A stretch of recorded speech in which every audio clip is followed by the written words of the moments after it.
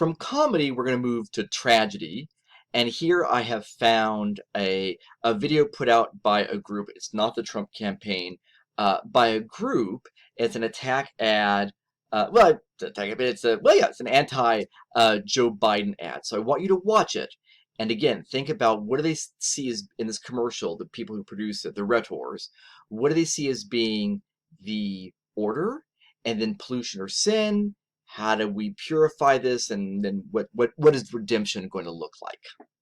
When a student falls behind, a good teacher helps them catch up. A bad president would tie their hands, like Joe Biden would.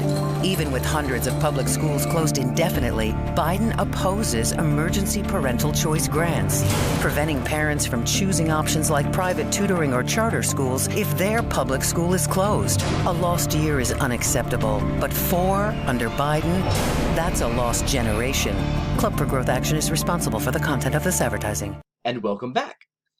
As we look at the commercial and we think about their worldview, how they understand reality, they being the Club for Growth who put out this ad, I think we would say, or I would say, that the teachers at work, right? That's what order is these good teachers working hard, doing everything they can. They suggest that, right? When students need more help, the teachers give it. Right? And so the pollution or sin is what happens then when students have limited access to school and have limited choices for their schools. And this is getting at some of the stuff about charter schools, which is a pretty contentious issue among educators. But regardless, right, that's how it's being framed as. It has to do with choices to access school and just being back in school and connected with teachers, but also about the choice of schools are going to be, and that is definitely there, right? So Biden is the villain. I say, villains, the Biden campaign, people who support him, right?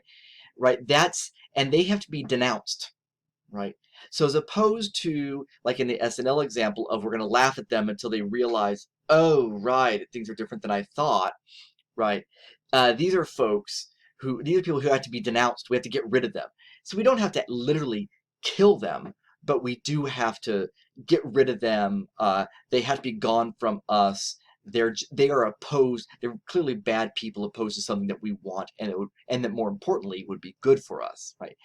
And so the redemption would come by getting rid of them and be able to do the thing that we've always been doing, right? And so Biden then is this threat, who's polluting the order, and we want to get rid of him, and that way we can just redeem the situation and return to the status quo.